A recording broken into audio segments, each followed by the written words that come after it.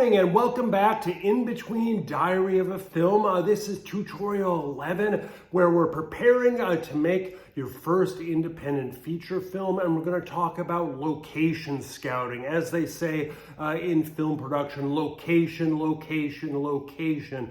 Location is so important, and you've got to invest a lot of time into finding out the right locations, because the location creates the ambience, the mood. You have to also make sure that you have permits for the location. If you want to shoot on a particular street somewhere, you have to make sure that you don't get shut down by the police. So location is so important. Now, if you're making a film kind of like Hard Candy with Elliot Page and a really great actress, it was all close-up, so you don't really have to worry about location. That could have been shot anywhere, although they had to get a house to shoot it in, so they had to obviously rent a house and get a permit for that. But in most of your first films are more have an action element. In an action film, you want to have this ambience of an exotic place that you're entering, like any James Bond film, for example. Okay, so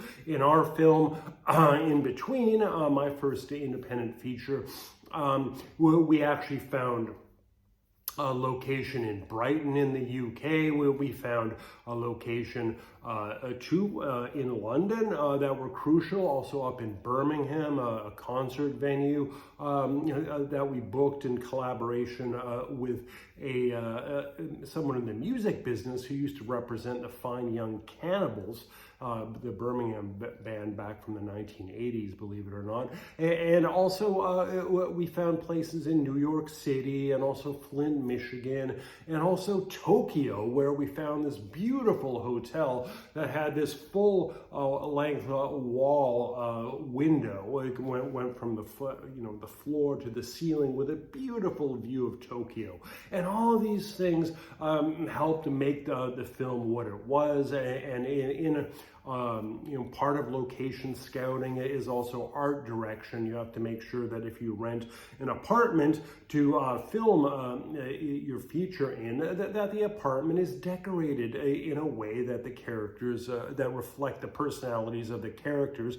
If they're kind of bohemian slackers, the apartment has to look that way. So we actually rented a really beautiful apartment by Tower Bridge, and we actually also rented Tower Bridge itself to shoot one of the final scenes.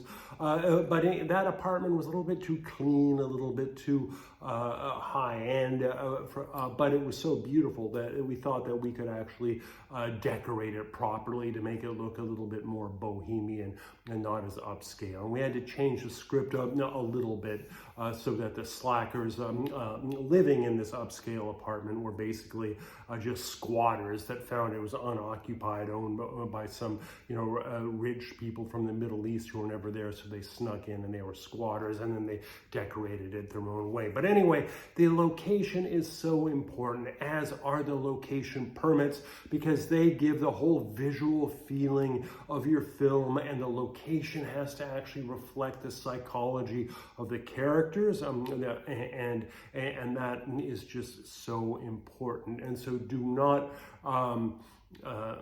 you don't want to sell yourself short. There are some people that thought that maybe we shouldn't have gone to Tokyo. We could have changed it and spent less money and not gone to Tokyo and maybe reshot some other crucial scenes, pay the actors more so that we had time to reshoot certain things.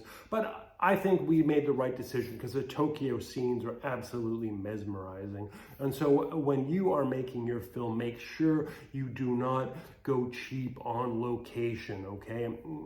Anyway, the film Inbetween I was talking about, there's a novel version that came out over 10 years ago. You can buy it on Amazon or anywhere else as an ebook or a hardcover book.